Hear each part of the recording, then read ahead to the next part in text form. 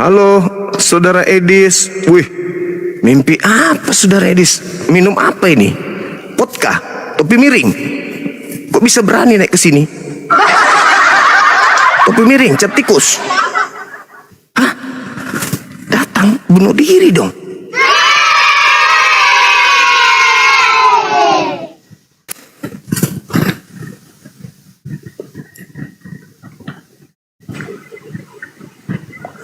Halo. Selamat malam. Malam Ibu. Apa kabar? Baik, Bang Zuma kah ini? Saya sendiri. Dari sekte mana? Katolik, Bagaimana? Protestan? Dari Protestan, Saya. Katolik. Iya, Protestan, Bang. Protestan. Oke. Bagaimana Anda menyikapi agama Islam yang diajarkan melalui Nabi Muhammad yang mengatakan bahwa salib itu adalah hukuman bagi pelaku dosa? Di dalam Al-Quran surah Al-Ma'idah, di situ ada pernyataan hisyum fid dunya, orang yang disalib itu adalah orang yang dihinakan, dihukum kehinaan oleh Tuhan kami di dunia. Dan juga dikatakan di dalam Al-Quran surah An-Nisa ayat 157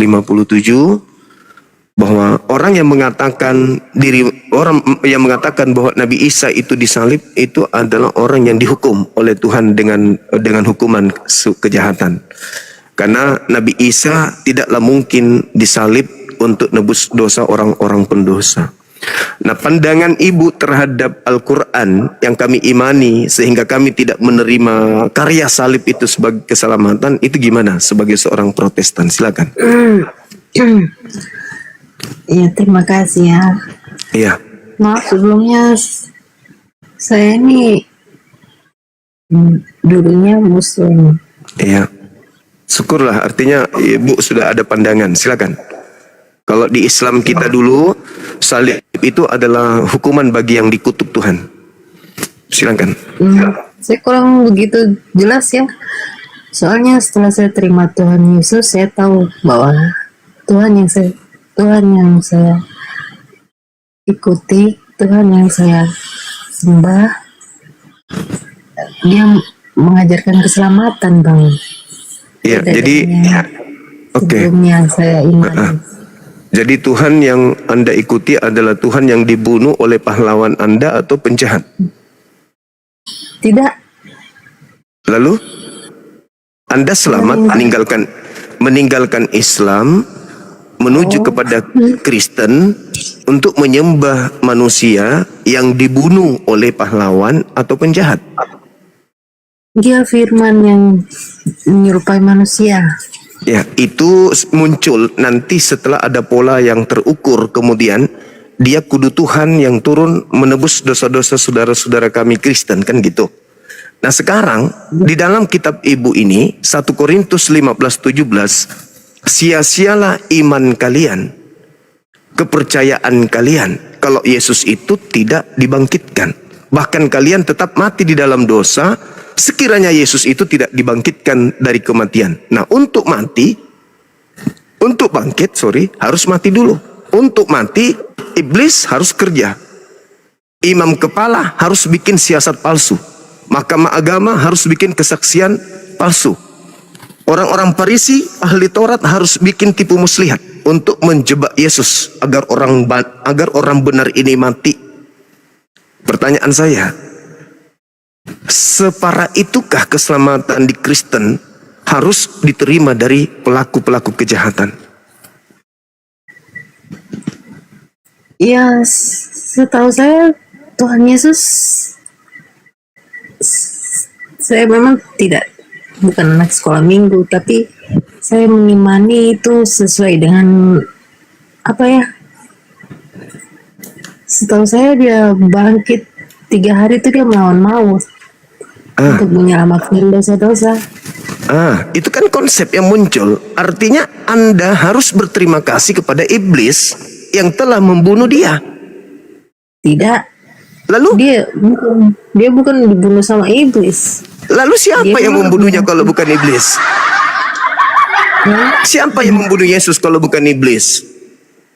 itu kan waktu itu kan masa pemerintahan. Nah, orang-orang ini, orang-orang yang merencanakan pembunuhan ini dan iblis yang merasuki Yudas ini, itu siapa? Yudas itu mengkhianati Tuhan Yesus. Nah, kalau dia tidak berkhianat, dapatkah Yesus Anda tuhankan? Iya, karena dia adalah jalan keselamatan. Dengan cara?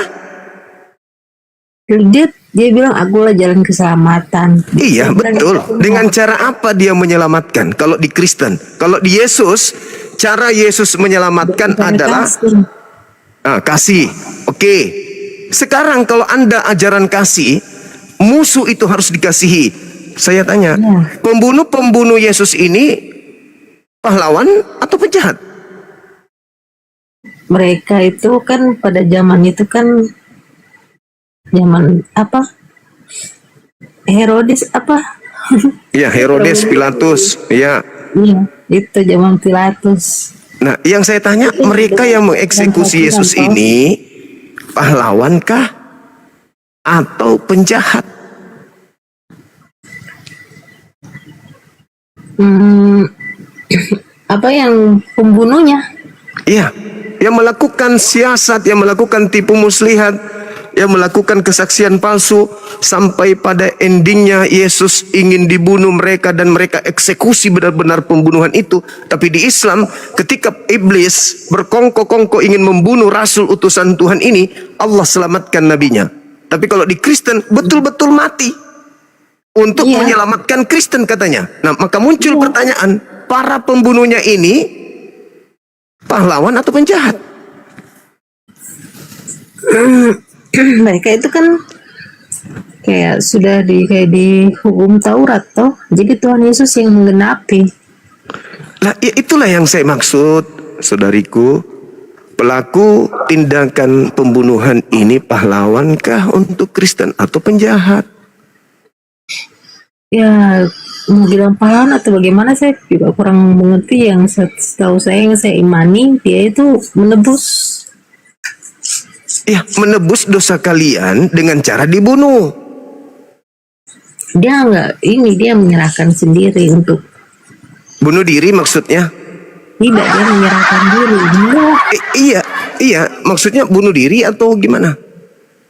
Dia memang sudah dituliskan gitu, dia harus kayak itu pikul salib. Itu dituliskan di mana? Yesus ketika ingin dibunuh di Yohanes 37, Yesus mengatakan apa? Kalian ingin membunuhku karena tidak ada firmanku di dalam diri kalian. Bahkan di dalam tempat-tempatnya dikatakan, iblislah yang menjadi bapakmu, dan kamu mau melakukan keinginan bapakmu, yaitu membunuh aku. Berarti para pembunuh Yesus ini adalah anak-anak iblis. Nah, yang saya pertanyakan kepada saudari saya, kalau pembunuh Yesus itu adalah anak-anak setan, Kristen yang menerima upah dari kerja anak-anak setan ini apa? Setan juga kah?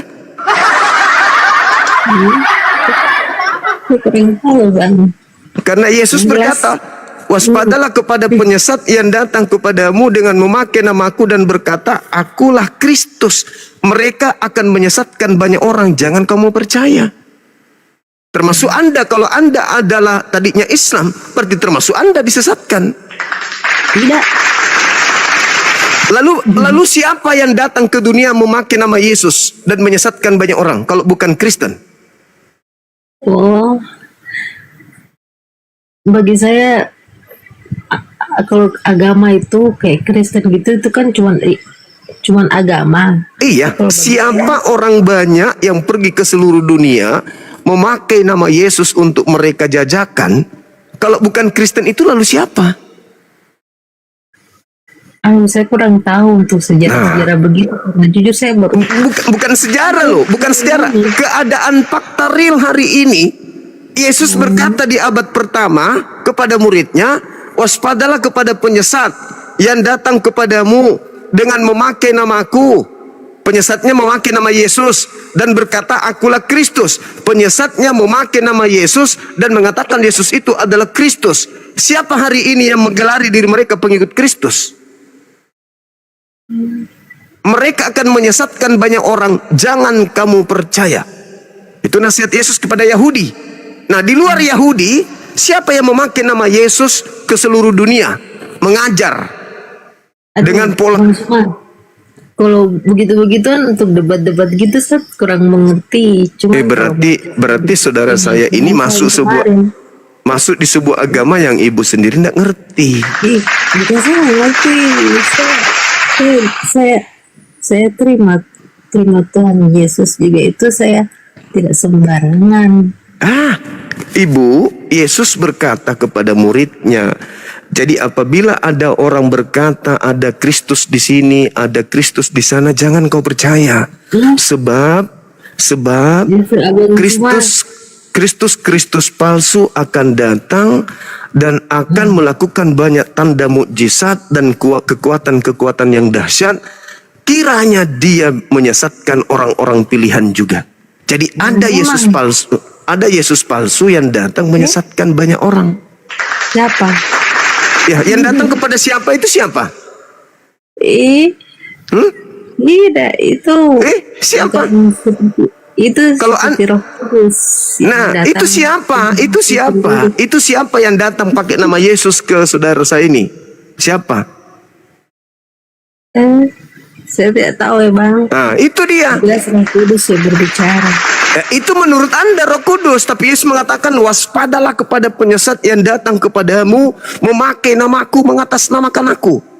Lihat endingnya, saudari, di dalam Matius 7 nomor 22-23. Pada hari terakhir nanti banyak orang berseru kepadaku, Tuhan, Tuhan, bukankah kami bernubuat pakai namamu, mengusir setan pakai namamu, bermujizat pakai namamu juga? Apa kata Yesus? Pada hari itulah aku akan berterus terang kepada mereka, enyahlah daripada aku, kalian adalah pembuat kejahatan. Aku tidak mengenal kalian. Nah, itu siapa yang memanggil pakai nama Yesus? Itu siapa? Itu kalau kita mengimani secara Kristen, kita pergi ke gereja, pergi beribadah, tapi kalau kita tidak. Siapa yang memanggil Yesus dengan panggilan Tuhan? Siapa yang memanggil Yesus bermukjizat pakai nama Yesus? Itulah buah dari nabi palsu. Itu kata Yesus, waspadalah kepada nabi-nabi palsu yang datang kepadamu menyamar domba padahal dia adalah serigala yang buas. Salah itu. Kok salah? Sekarang yang digelari domba siapa? Yahudi atau Kristen juga? Abang terlalu bolak-balik ya? Enggak. Kan nabi palsunya datang. Nabi palsunya itu kata Yesus datang kepada muridnya, nyamar-nyamar Yahudi tapi bukan Yahudi.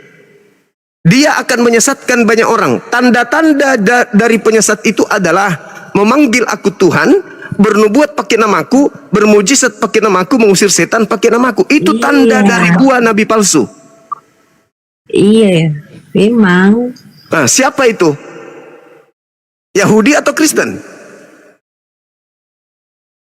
Itu nabi-nabi palsu itu nanti di akhir zaman. Oh, siapa bilang? Nabi-nabi palsunya datang kepada muridnya di tahun 33, kok akhir zaman? Loh, Yesus bicara sama orang yang hidup zamannya, berbicara pada orang yang ada di zamannya, kok akhir zaman, Ibu? Waspadalah kepada nabi-nabi palsu yang datang kepada kamu. Kamu di situ siapa?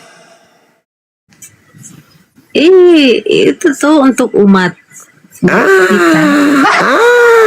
Inilah kalau penyesat. Kalau penyesat itu selalu berbicara melawan data. Penyesat itu selalu melawan data. Sama seperti iblis yang datang ke Adam melawan data. Pasti melawan data. Itu iblis. Jelas-jelas Yesus berpesan kepada Bani Israel, ke umatnya. Jadi saya simpulkan, Ibu, saudari saya, mohon maaf. Kristen itu menyembah Yesus yang bukan anak Maria. Kalian kedatangan makhluk gaib. Kata Yesus ketika dia sejenak sebelum dia ditangkap, kata Yesusnya, di dalam kitab saudara Lukas 22, dia katakan bahwa penguasa kegelapan telah turun, telah datang. Saatnya mereka bereaksi. Begitu juga ketika dikatakan dalam Yohanes 14 nomor 30, bahwa tidak lama lagi aku berkata-kata dengan kalian, sebab penguasa dunia yaitu iblis telah datang dan sedikit pun tidak berkuasa atas diriku. Berarti iblis tidak berhasil membunuh Yesus, karena tidak berkuasa sedikit pun terhadap diriku. Jadi yang datang mengaku Yesus kepada Paulus, kepada Kristen, itulah yang palsu. Makanya orang-orang Yahudi sampai hari ini tidak percaya kepada Yesus yang datang kepada Kristen. Orang Kristen kalau ke Israel kan diludahin di sana. Kenapa? Karena mereka tahu bahwa Kristen ini adalah pengikut Kristus atau Mesias palsu. Tidak. Kalau tidak, di mana Yesus mengatakan kalau dia datang kepada bangsa di luar Yahudi?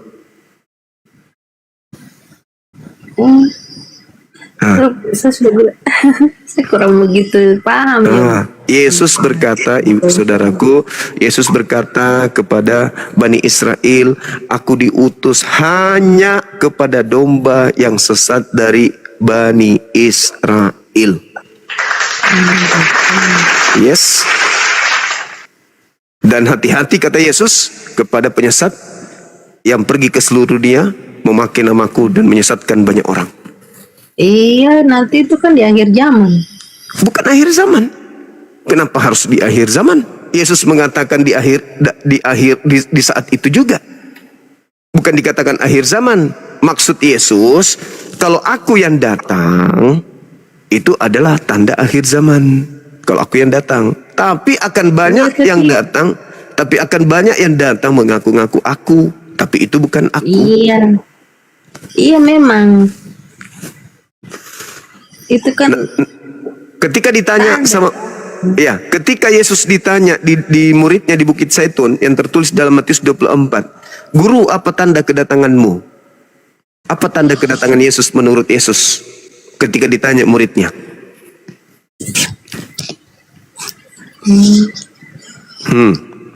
Aku akan nampak di tengah langit dan seluruh manusia akan melihat aku. Apakah itu sudah terjadi?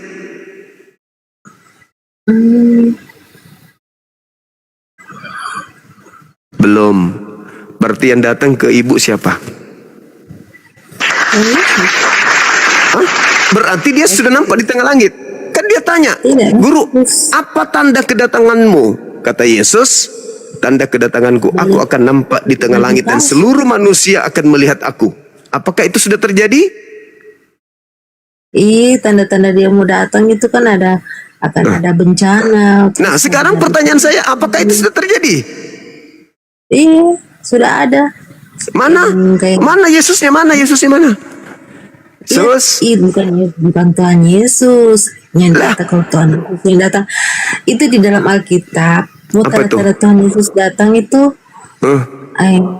akan ada bencana, itu sudah ada. Terus akan ada kelaparan, kayak kesusahan ekonomi gitu. Terus apa lagi ya yang menyerupai dia nanti? Kok nanti Yesus bicara sama orang yang hidup di zamannya kok nanti? Ada di dalam Alkitab itu tuh. Yes, Matius 24 itu saudara. Ketika ditanya di Bukit Zaitun, datang murid-muridnya bertanya, "Guru, apa tanda kedatanganmu? Tolong jelaskan." Apa jawaban Yesus? "Hati-hati, sebab akan banyak penyesat datang kepada kamu memakai namaku. Kalau tidak ada tanda itu, jangan kau percaya." Nah, terus apa tanda kedatanganmu? "Aku akan datang seperti kilat yang memancarkan cahaya dari timur sampai ke barat. Aku nampak di tengah langit sebagai anak manusia, dan seluruh manusia akan melihat aku." Matius 24 nomor 29, nomor 30. Apakah itu sudah terjadi?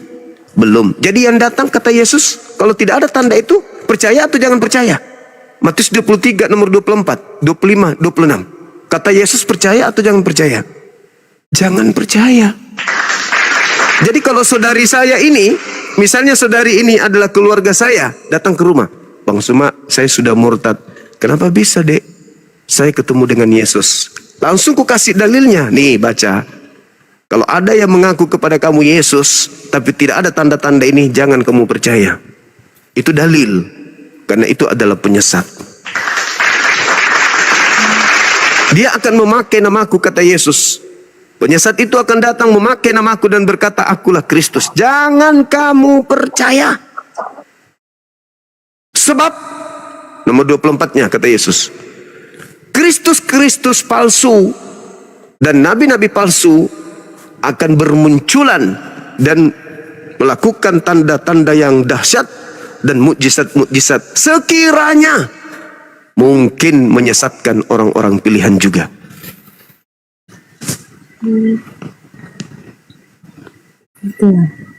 Ya silakan. Anda mengatakan itu adalah Yesus, silakan.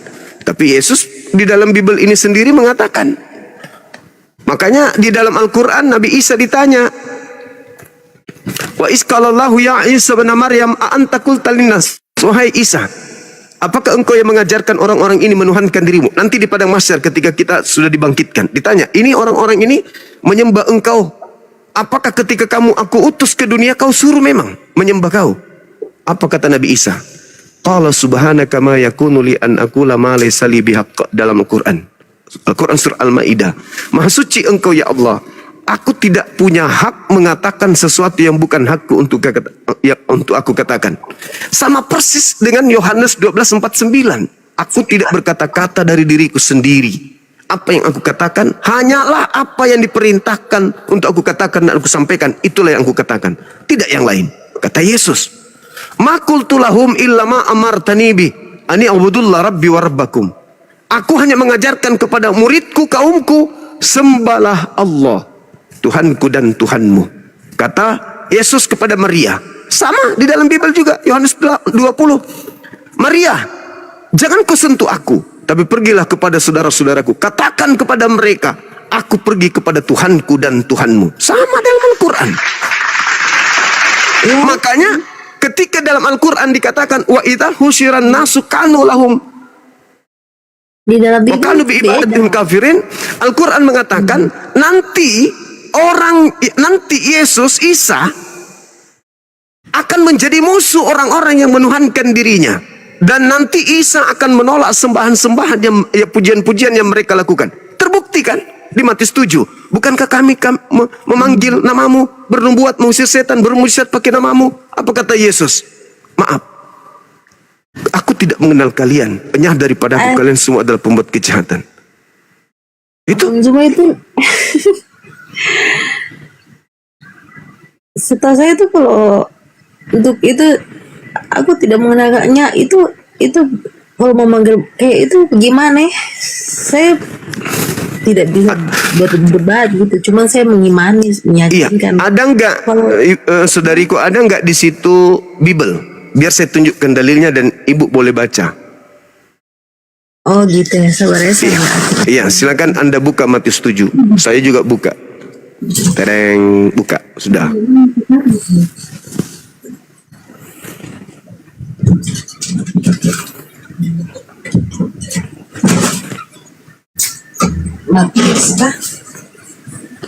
Matius 7.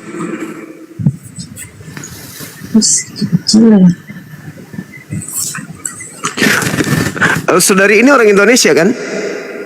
Iya toh. Masih makan tahu tempe? Jangan menghina bang, itu nama belakangku ada nama Jawa itu toh. Oke, berarti saudari saya cerdas, pintar karena masih makan tahu tempe. Itu maksud saya. Artinya mudah memahami penjelasan yang ada dan juga mudah mengerti ketika ada yang tertulis di Bible. Silakan, Matius 7. Matius 7. Matius pasal 7 ayat dari 15 sampai nomor 23. Kita baca satu perikop. Kata temanku Kristen, tidak ngerti kita kalau nggak baca satu perikop. Diikuti, Seng. Matius pasal 7. Iya, kalau dia suruh kita baca satu kitab, kita baca. Disuruh baca satu kontainer pun kita ikutin. Matius 7 nomor 15. Matius pasal 15. Matius 7 nomor 15. Oh, Matius 7 ayat 15. Iya.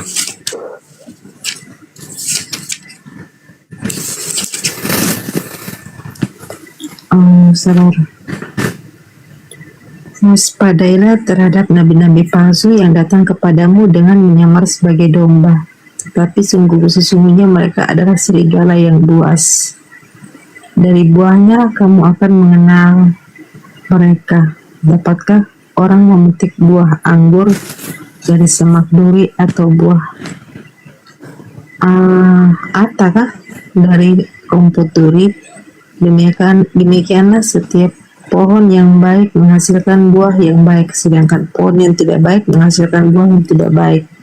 Tidak mungkin pohon yang baik menghasilkan buah yang tidak baik, ataupun pohon yang tidak baik menghasilkan buah yang baik. Setiap pohon yang tidak menghasilkan buah yang baik akan ditebang dan dibuang ke dalam api. Jadi dari buahnya lah kamu akan mengenal mereka.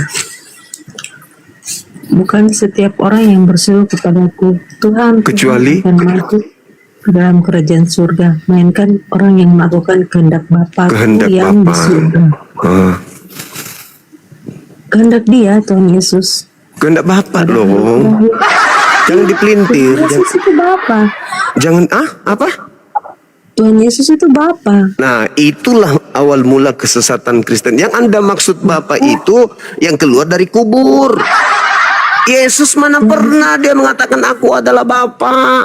Yesus berdoa kepada Bapa, bersujud, memohon-mohon kepada Bapa. Kristen muncul menganggap Yesus Bapa. Kesalahan fatal. Tuhan Yesus berdoa kepada Bapa itu, dia berdoa itu dia punya kemanusiaan yang dia berdoa, sedangkan ini dia Tuhan menjadi manusia gitu maksudnya. Tuhan menjadi manusia. Iya, dia firman. Oh, berarti Tuhan itu bisa menjadi bukan Tuhan.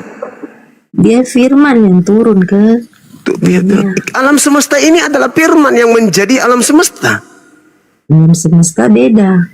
Loh, Matius 4 nomor 4. Manusia tidak hidup dari roti saja, melainkan dari setiap firman yang keluar dari mulut Tuhan.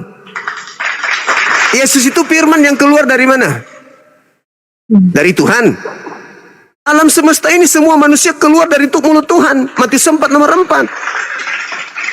Bedanya kita dengan Yesus, dia nabi, dia rasul yang diberi mujizat. Tetapi dia bukan Tuhan. Saudari, yang Anda maksud Tuhan itu jadi manusia, itu ya yang Anda sembah, bukan Yesus anak Maria. Yang Anda sembah itu bukan di situ, bukan di Yohanes 1. Yang Anda sembah itu ada di suratnya Paulus. Di mana itu?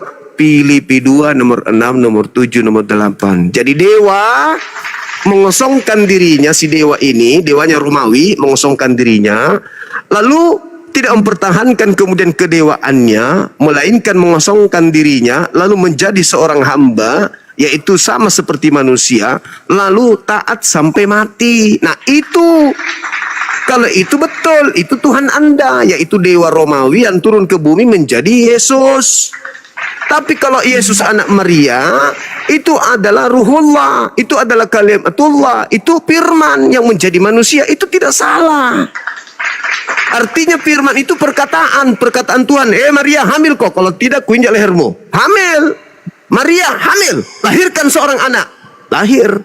Itu perintah, itu firman yang keluar dari mulut Tuhan yang dibawa Gabriel pada bulan ke-6.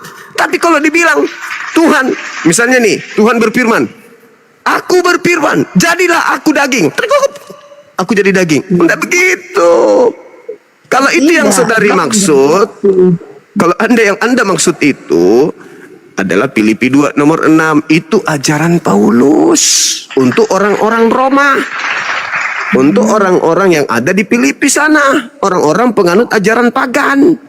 Kalau yang Yohanes 1 itu sampai nomor 14, dan firman itu telah menjadi daging, itu sama dengan ajaran kita umat Islam. Innama amruhu Idza arada syai'an ayyakula lahu kun fayakun. Jadilah matahari. Jadilah matahari. Jadilah matahari, maka jadi matahari. Maka matahari itu pada mulanya adalah firman yang keluar dari mulut Tuhan. Sama.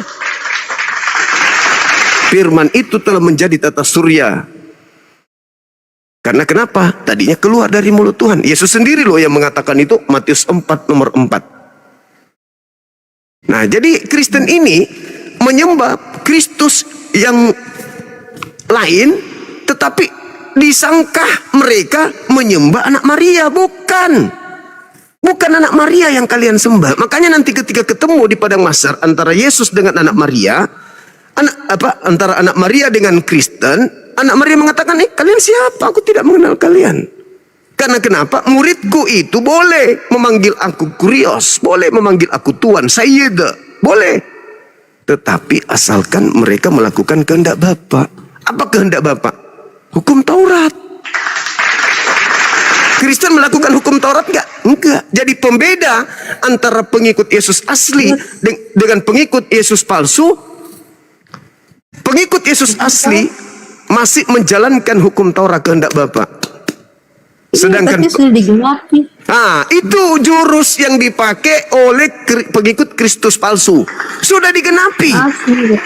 Saudariku, digenapi itu dibatalkan atau disempurnakan? Sudah digenapi sama Tuhan. Maksud saya bertanya, kata genap itu dihapuskan atau disempurnakan? Digenapi, sudah digenapi, disempurnakan. Iya, digenapi itu disempurnakan. Ini kan ganjil. Ini kalau mau digenapi bagaimana caranya? Disempurnakan, dilengkapi. Makanya Yesus mengatakan, iya disempurnakan. Kalau disempurnakan kenapa jadi hilang? Yang menginginkan hukum Tuhan itu hilang siapa? Roh kebenaran atau roh setan yang menginginkan hukum Tuhan hilang? Ketika Adam diberi perintah, jangan kau makan, jangan kau mendekati pohon buah yang di tengah-tengah ini, pohon jahat, pohon baik dan kejahat. Iblis datang menghapuskan perintah itu kan? Ketika ada perintah jangan engkau makan babi, apa kerja iblis? Makan babi atau jangan makan babi? Kerja iblis nih, saya tanya. Jangan engkau makan babi. Iblis diam-diam aja, enggak mungkin. Iblis sudah dijanjikan di dalam Kejadian 3 nomor 15, keturunanmu dan keturunannya akan bermusuhan. Ketika aku memberikan keturunannya perintah jangan makan babi, keturunanmu datang mengajak dia makan babi atau mengajak dia jangan makan babi.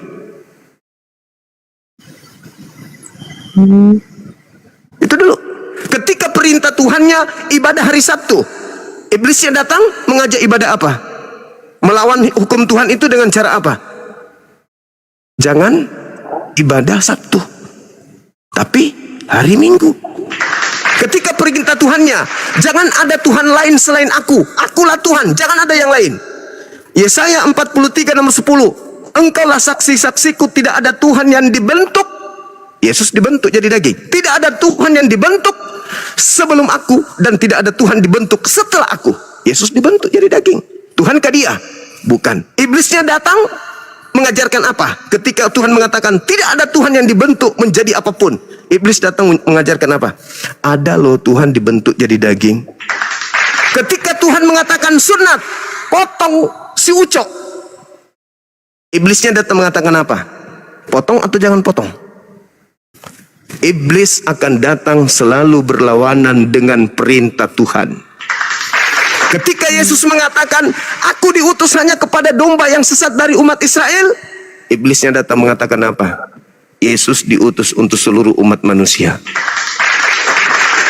Ketika Yesus mengatakan, aku tidak dapat berbuat apa-apa dari diriku sendiri, iblisnya datang mengatakan apa? Yesus maha kuasa. Iblis akan selalu mengajarkan ajaran yang bertentangan dengan Tuhan. Makanya tadi kehendak Bapa, melainkan yang melakukan kehendak Bapa. Kehendak Bapa sunat atau jangan sunat? Kehendak Bapa sembah Yesus atau jangan sembah Yesus? Kehendak Bapak makan babi atau jangan makan babi? Nih, Cek. gimana nih, Bang? Ayo, hati-hati, hati-hati dengan penyesat. Hati-hati. Yesus sudah bilang, waspadalah, waspadalah, waspadalah, waspadalah. Untung ada Islam datang. Oh gitu. Inilah tujuan Islam datang, membersihkan orang-orang, membersihkan Nabi Isa dari orang-orang kafir. Tujuan kami Islam itu diutus itu. Nabi Musa diutus untuk kaumnya. Ya Bani Israel, inni Rasulullahi ilaikum. Yesus Isa alaihissalam turun. Ya Bani Israel, inni Rasulullahi ilaikum. Nabi Muhammad turun. Ya ayuhan nas, inni Rasulullahi ilaikum jami'a. Tak ada Yesus mengatakan aku diutus untuk seluruh umat manusia. Enggak ada. Enggak ada Musa mengatakan. Nah. Dia cuma bilang, akulah jalan kebenaran, keselamatan. Betul sekali. Sekarang begini, saudari. Saya sebagai Muslim, saya percaya Yesus itu adalah jalan. Saya percaya dia adalah kebenaran dan hidup. Tidak ada yang sampai kepada pencipta langit dan bumi tanpa melalui Yesus. Sekarang saya sebagai Muslim kok bisa mengatakan itu? Ya, karena Yesus adalah Nabi.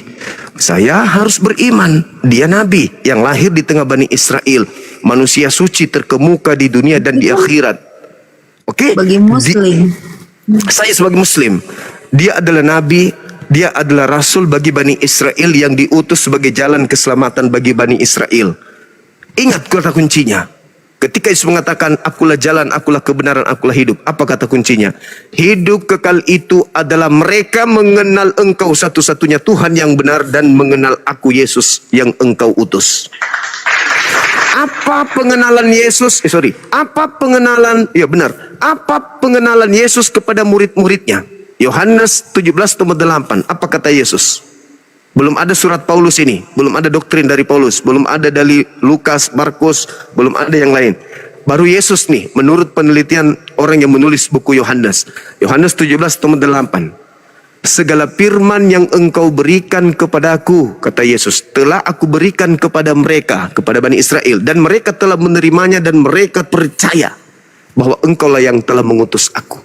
Murid-muridnya setelah menerima segala firman yang di Bible katanya tinta merah, semua tinta merah dari A sampai Z, setelah Yesus sodorkan kepada murid-muridnya, muridnya percaya bahwa betul Yesus ini adalah utusan Elohim.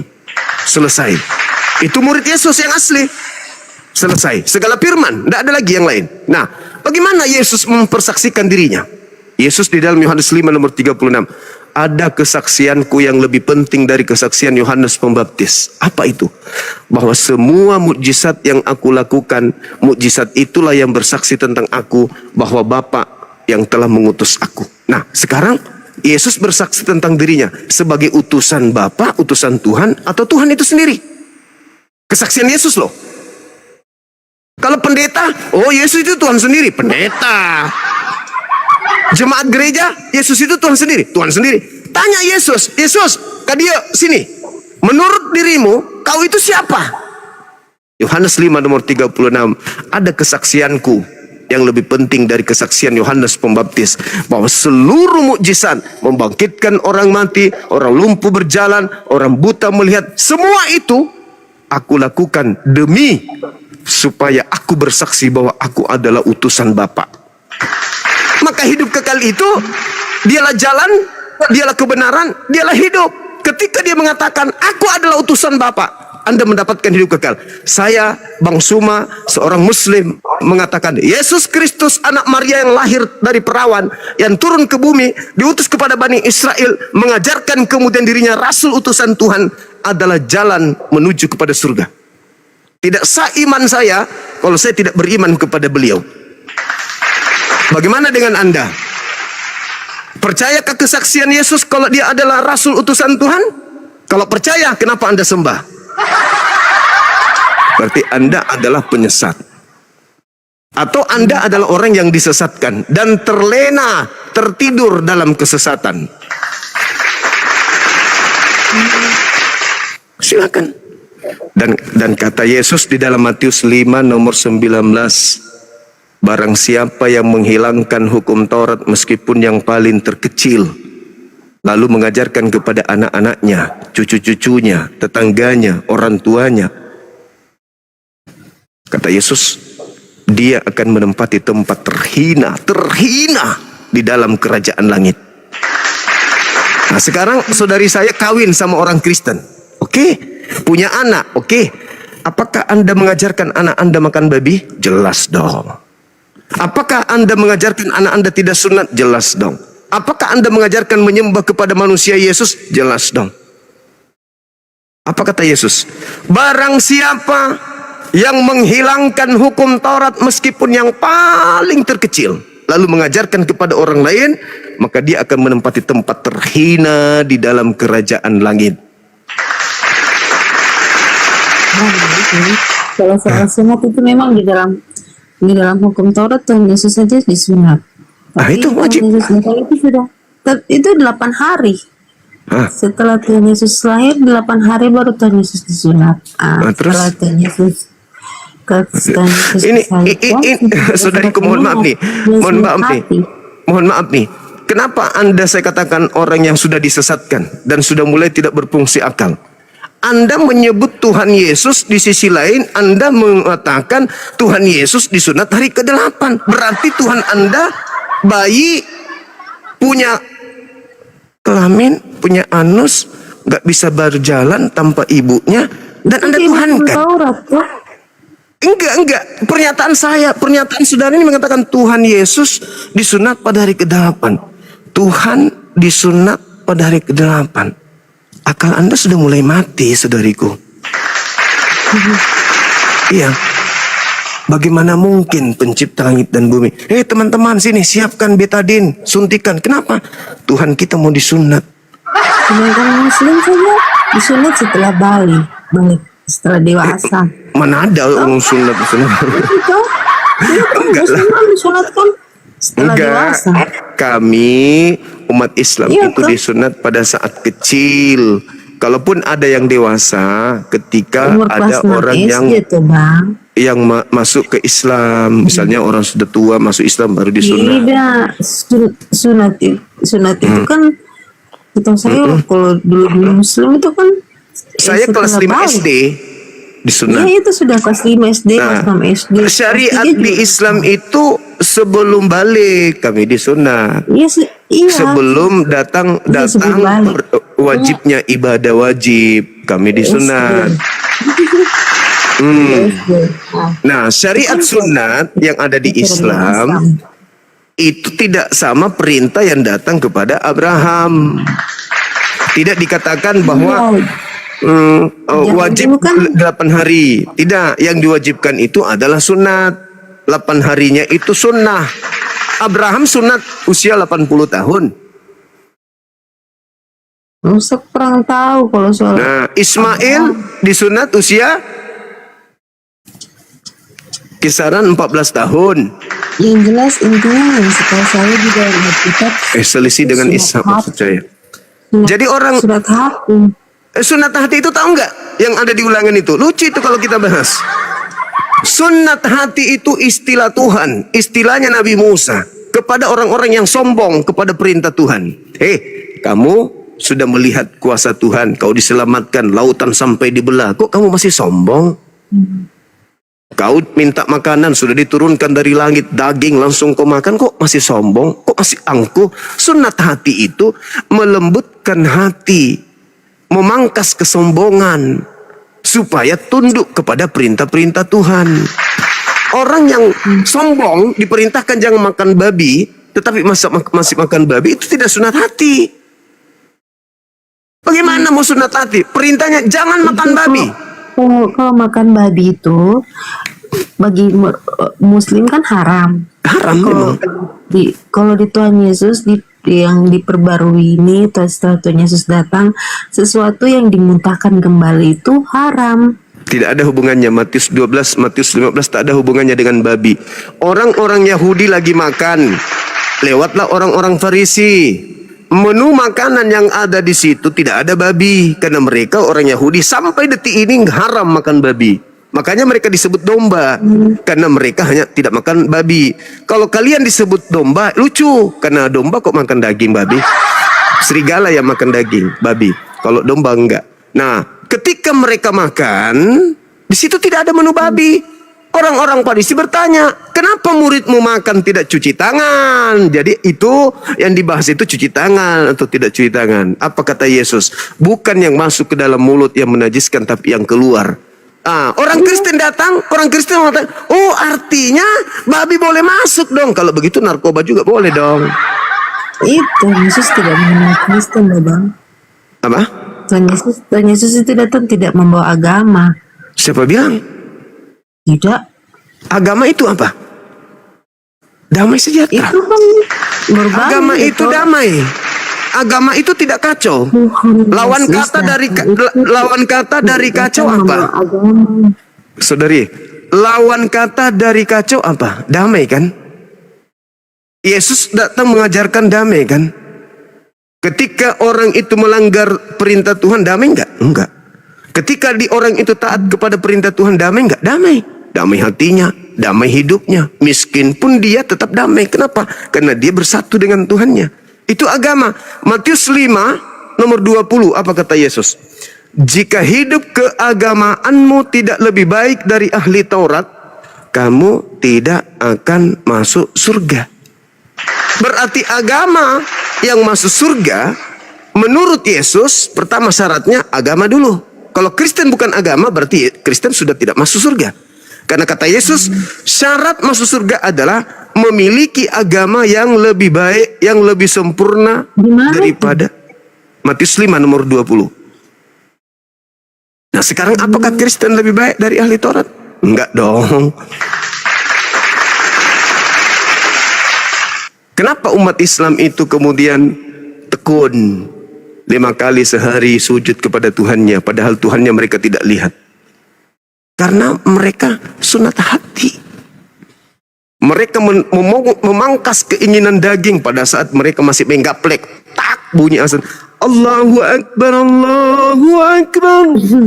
Hati terpangkas, keinginan daging terpangkas. Tinggalkan gaplek, sujud wudhu menuju kepada pencipta. Di masjid tidak ada patung Tuhan. Di masjid tidak ada foto Tuhan. Tapi hati mereka sudah cuma bikinan manusia. Tuhan Ya. Yesus larang menyembah patung. Iya, tapi Katolik bikin patung. Nah, seperti itu adanya. Seperti itu adanya. Makanya datangnya tuh Protestan. Nah, saudariku, Anda membaca Matius 7 kan tadi? Pohon yang tidak baik tidak mungkin menghasilkan buah yang baik. Apabila sebuah pohon menghasilkan buah yang tidak baik, bukan buahnya, tapi batangnya yang ditebang dan dilemparkan ke dalam api neraka. Katolik dari mana? Dari Paulus. Protestan dari mana? Dari Paulus. Kalau Anda mengatakan Katolik jelek, berarti satu batang dengan Anda. Kata Yesus, apanya yang ditebang? Batangnya.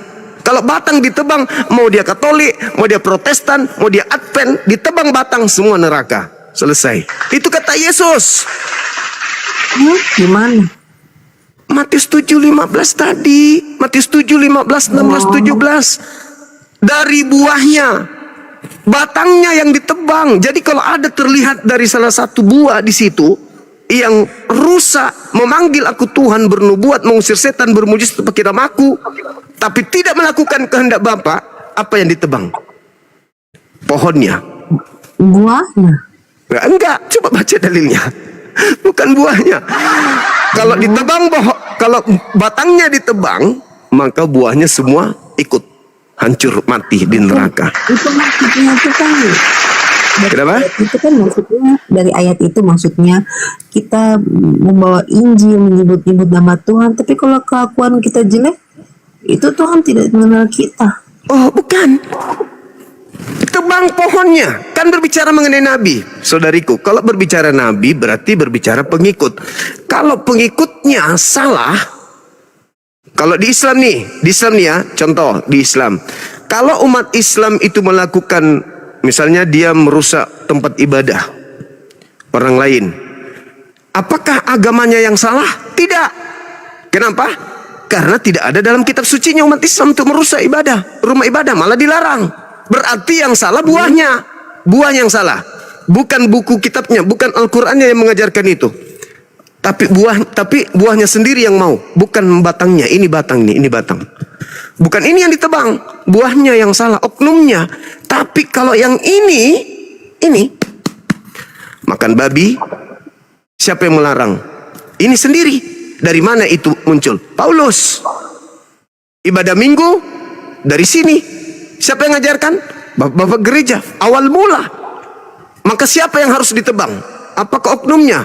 Tidak. Ini yang harus ditebang. Batangnya. Karena inilah orang Kristen salah. Karena inilah yang mengajarkan mereka menyembah Yesus. Karena Pauluslah yang mengajarkan kemudian orang Kristen mengharamkan segala yang dihalalkan dan menghalalkan segala yang diharamkan. Berarti yang harus ditebang siapa? Oknumnya? Bukan. Lalu ajarannya. Berarti Advent ke, Katolik ke, Pantekosta ke, semua yang berasal dari Kristen Katolik awalnya dari Paulus kedebak, tebang masuk neraka. Itu dalil.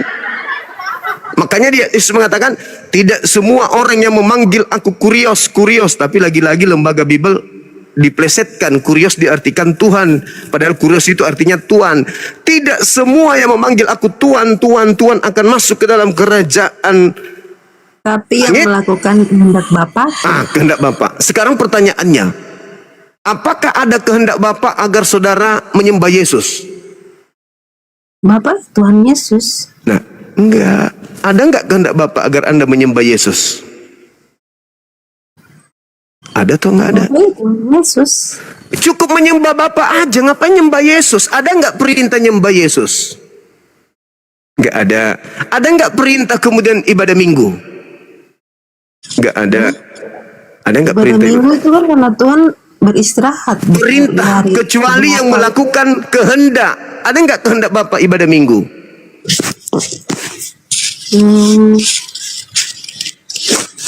Maksudnya?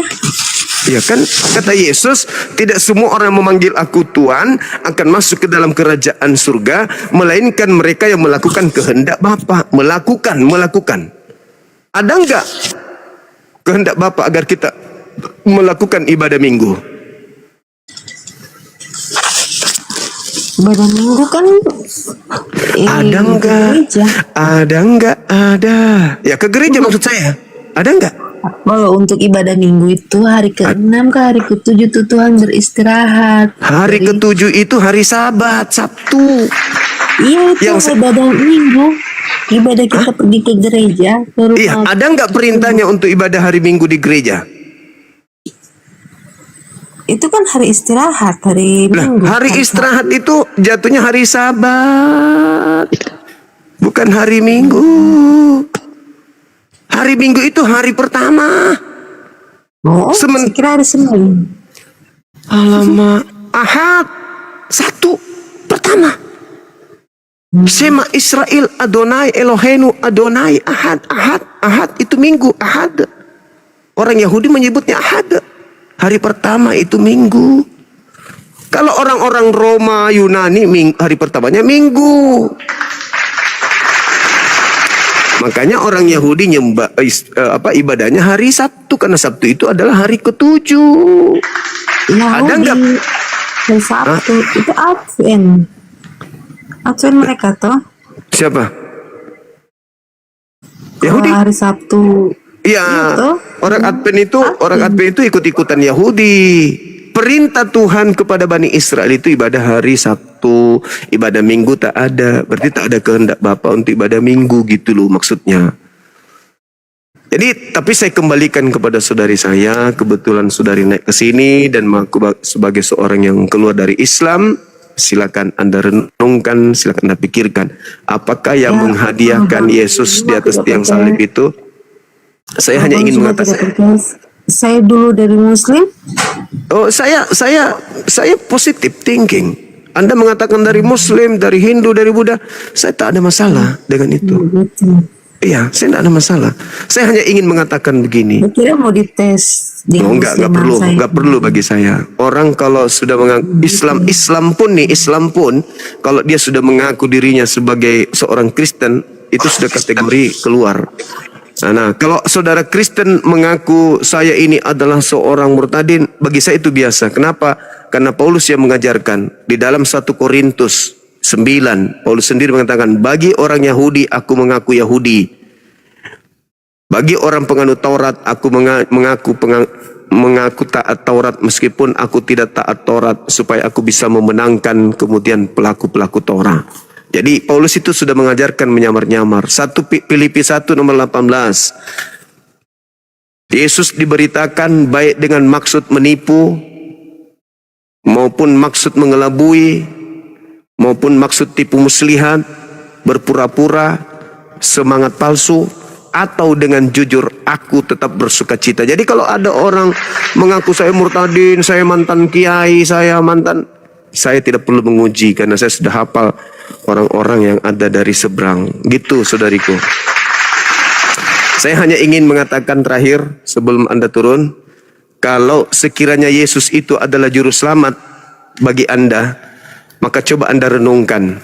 Yesus tidak akan menjadi juru selamat tanpa ada iblis yang bekerja di belakang. Jadi yang sebenarnya juru selamat Anda itu adalah iblis, mahkamah agama, orang-orang Yahudi, ahli Taurat, orang Farisi, imam-imam kepala yang telah berencana melakukan tipu muslihat dan kesaksian-kesaksian palsu demi untuk membunuh Yesus. Maka juru selamat Anda adalah mereka, bukan Yesus. Yesus hanya korban. Yang jadi juru selamat Anda adalah mereka yang bekerja di belakang layar. Saya kira begitu saudari. Mudah-mudahan apa yang saya sampaikan sebagai penutup bisa Anda renungkan. Apa salah, apa benar. Demikian.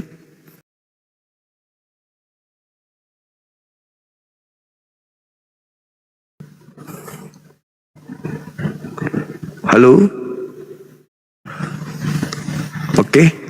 Saya rasa saudari kita ini sudah pamit. Gak apa-apa, kita hargai. Silakan Anda istirahat, renungkan apa yang saya sampaikan.